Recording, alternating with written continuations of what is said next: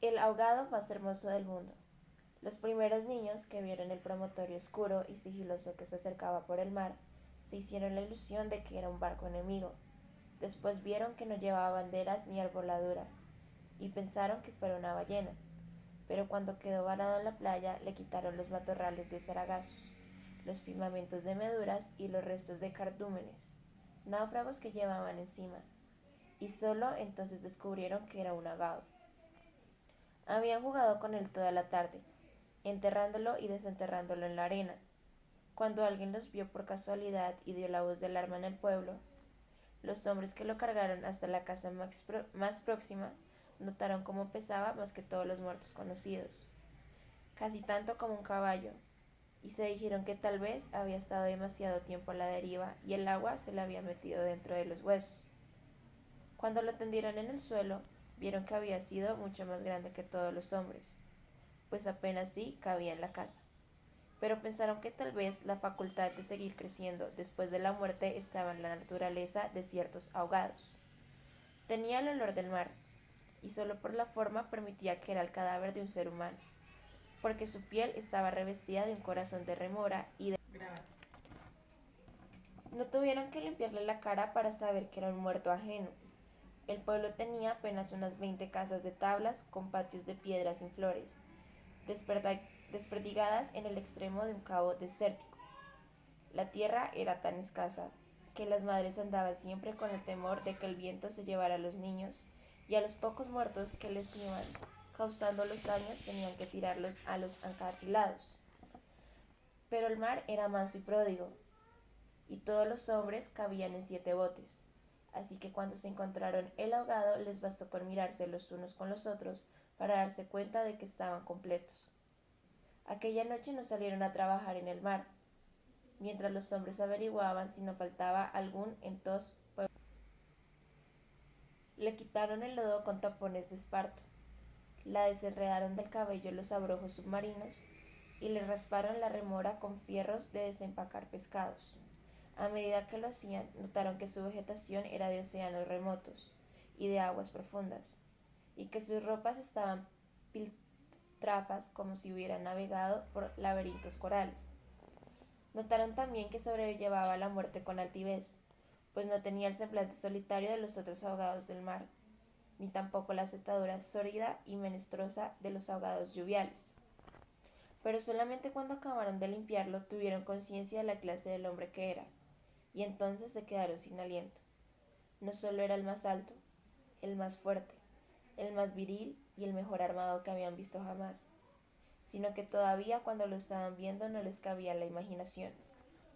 No encontraron en el pueblo una cama bastante grande para tenderlo ni una mesa bastante sólida para velarlo.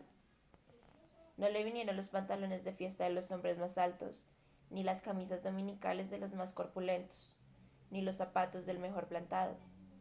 Fascinados por su despropisión y su hermosura, las mujeres decidieron entonces hacerle unos pantalones con un buen pedazo de vela cangreja y una camisa bramante de novia, para que pudiera continuar su muerte con dignidad. Mientras cosían sentadas en círculo, contemplando el cadáver entre puntada y puntada, les parecía que el viento no había sido nunca tan tenaz ni el Caribe había estado nunca tan ansioso como aquella noche, y suponían que esos cambios tenían algo que ver con el muerto. Pensaban que si aquel hombre magnífico hubiera vivido en el pueblo, su casa habría tenido las puertas más anchas, el techo más alto y el piso más firme. El bastidor de su cama habría sido de cuadernas maestras con pernos de hierro, y su mujer habría sido la más feliz. Pensaban que habría tenido tanta autoridad que hubiera sacado a los peces del mar con solo llamarlos por sus nombres, y habría puesto tanto empeño en el trabajo que hubiera hecho brotar manantiales de entre las piedras más ardidas, y hubiera podido sembrar las flores de los acantilados. Lo compararon en secreto con sus propios hombres, pensando que no sería capaz de hacer en toda vida lo que aquel era capaz de hacer en una noche, y terminaron por repudiarlos en el fondo de sus corazones como los seres más escuálidos y mezquinos de... Andaban extraviadas por estos desvalos de fantasía, cuando la más vieja de las mujeres, que por ser la más vieja había contemplado al ahogado con menos pasión, que con pasión suspiró. Tiene cara de llamarse Esteban. Era verdad. A la mayoría le bastó con mirarlo otra vez, para comprender que no podía tener otro nombre. Las más porfiadas, que eran las más jóvenes, se mantuvieron con ilusión de que ponerle la ropa, tendido entre flores y con unos zapatos de charol, pudiera llamarse Lautaro. Pero fue una ilusión vana. El lienzo resultó escaso. Los pantalones mal cortados y peor cosidos le quedaron estrechos, y tas fuerzas ocultas de su corazón hacían saltar los botones de la camisa. Después de la medianoche se adelgazaron los silbidos del viento y el mar cayó en el sopor del miércoles. El silencio acabó con las últimas dudas. Era Esteban.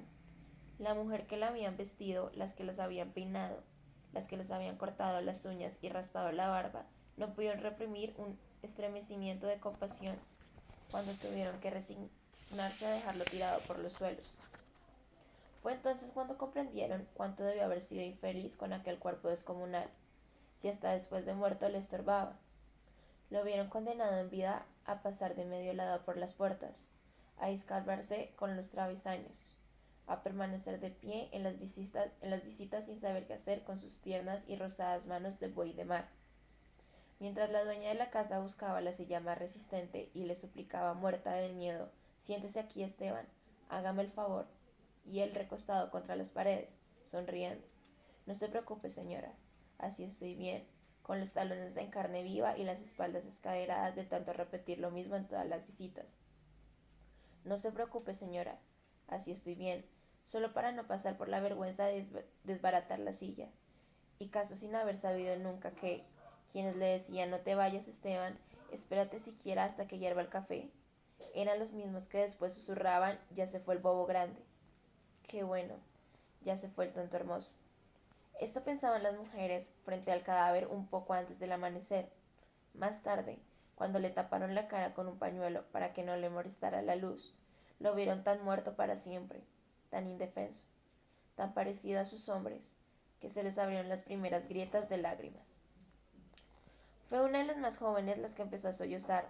Las otras, alentándose entre sí, pasaron de los suspiros a los lamentos, y mientras más sollozaban, más deseos sentían de llorar, porque el ahogado se les iba volviendo cada vez más Esteban, hasta que lo lloraron tanto que el hombre más desviado de la tierra, el más manso y el más servicial, el pobre Esteban. Así que cuando los hombres volvieron a ver la noticia que el ahogado no era tampoco de los pueblos vecinos, ellas sintieron un vacío de júbilo entre las lágrimas. «¡Bendito sea!», suspiraron. «Es nuestro». Los hombres Los hombres creyeron que aquellos aspavientos no eran más que frivolidades de la mujer. Cansados de las torturosas aberraciones de la noche, lo único que querían era quitarse de una vez el estorbo del intruso antes de que prendiera el sol bravo de aquel día árido y sin viento. Improvisaron unas angarillas con restos de trinquetes y bolabardas, y las amarraron con carigandas de altura para que resistieran el peso del cuerpo hasta los acantilados. Quisieron encadenarle a los tobillos una ancla de buque mercante para que fondeara sin tropiezos en los mares más profundos, donde los peces son ciegos y los buzos se mueren de nostalgia. De manera que las melas corrientes no fueran a desvolverlo en la orilla, como había sucedido con otros cuerpos. Pero mientras más se apresuraban, más causas les ocurrían a las mujeres para perder el tiempo. Andaban como gallinas asustadas picoteando amuletos de mar de los arcenes, unas estorbando aquí porque querían ponerle el ahogado los escapularios del buen viento, otras estorbando allá porque abrocharon una pulsera de orientación, y al cabo de tanto quitarle de ahí: mujer, ponte donde no estorbes, y mira que casi me haces caer sobre el difunto. A los hombres se les subieron al hígado las suspicazas y empezaron a reconocer que con qué objetivo tanta ferretería de altar mayor para un forastero. Si por muchos estoperes y calderas que lleva encima se lo hubieran masticado los tiburones, pero ya seguían tripotizando sus reliquias de pacotilla, llevando y trayendo, tropezando mientras les iban suspiros los que no se les aguantaban las lágrimas. Así que los hombres terminaron por despotricar que de cuando acá semejante alboroto por un muerto del algarete, un ahogado de nadie, un fiabre de mierda. Una de las mujeres, mortificadas por tanta insolencia, le quitó entonces el cadáver al pañuelo de la cara, y también los hombres se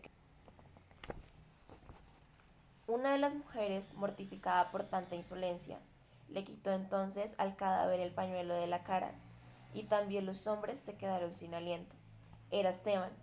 No hubo que repetirlo para que lo reconocieran. Si les hubieran dicho Sir Walter Raleigh, quizás hasta ellos se habrían impresionado con su acento de gringo, con sus guacamayas en el hombro, con su arcabuz de matar caníbales. Pero Esteban solamente podía ser uno en el mundo, y allí estaba tirado como un sábalo, sin botines, con unos pantalones de 7 mesino y esas uñas rocallosas que solo podían cortarse a cuchillo. Bastó con que le quitaran el pañuelo en la cara para darse cuenta que estaba avergonzado, de que no tenía la culpa de ser tan grande, ni tan pesado, ni tan hermoso. Y si hubiera sabido que aquello iba a suceder, habría buscado un lugar más discreto para ahogarse. En serio, me hubiera amarrado yo mismo una ancora de galeón en el cuello y hubiese trasvillado como quien no quiere la cosa por 2 acantillados. Para no andar ahora estorbando con este muerto de miércoles, como ustedes dicen, para no molestar a nadie con esta porquería de fiambre que no tiene nada que ver conmigo. Había tanta verdad en su modo de estar que hasta los hombres más suspicaces, los que sentían amargas las minuciosas noches del mar temiendo que sus mujeres se cansaran de soñar con ellos, hasta esos y otros más duros se estremecieron en los tutanos con la sinceridad de Esteban. Fue así como le hicieron los funerales más espléndidos que podían concebirse para un ahogado expósito. Algunas mujeres que habían ido a buscar flores de los pueblos vecinos regresaron con otras que no creían que les contaban, y éstas se fueron por más flores cuando vinieron al muerto, y llevaron más y más, hasta que hubo tantas flores y tanta gente que apenas sí se podía caminar. A última hora les dolió devolverlo huérfano a las aguas, y le eligieron un padre y una madre entre los mejores, y otros se hicieron hermanos, tíos, primos, así que a través de él todos los habitantes del pueblo terminaron por ser parientes entre sí. Algunos marineros que oyeron el llanto a distancia perdieron la certeza del rumbo, y se supo que uno se hizo amarrar al palo al mayor, recordando antiguas fábulas de sirenas, mientras se disputaban el privilegio de llevarlo en los hombros, por pendientes carpataya los alcantilados. Hombres y mujeres tuvieron conciencia por primera vez de la desolación de las calles, la aridez de sus patios, la estrechez de sus sueños, frente al esplendor y la hermosura de su ahogado. Lo soltaron, sin ancla, para que volviera si quería, y cuando lo quisieran, y todos retuvieron el aliento durante la fracción de siglos que demoró la caída del cuerpo hasta el abismo. No tuvieron necesidad de mirarse los unos a los otros, para darse cuenta que ya no estaban completos, ni volverían a estarlo jamás. Pero también sabían que todo sería diferente desde entonces, que sus casas iban a tener las puertas más anchas, los techos más altos, los pisos más firmes, para que el recuerdo de Esteban pudiera andar por todas partes sin tropezar con los travesaños, y que nadie se atreviera a susurrar en el futuro: ya murió el bobo grande, qué lástima, ya murió el tonto hermoso, porque ellos iban a pintar las fachadas de colores alegres para eternizar la memoria de Esteban, y se iban a romper el espinazo excavando manantiales de piedras y sembrando flores en los acanillados, para que los emaneceres de los años venturos, los pasajeros de los grandes barcos, despertaran sofocados por un olor de jardines en alta mar, y el capitán tuviera que bajar de su alcázar con uniforme de gala, con su astrolabio, su estrella de polar y su ristra de medallas de guerra, señalando el promontorio de las rosas en el horizonte del Caribe, dijera en 14 idiomas: miren allá, a donde el viento es ahora tan manso que se queda a dormir debajo de las camas, allá, donde el sol brilla tanto que no saben hacia dónde girar los girasoles. Sí, allá, ese es el pueblo de Esteban.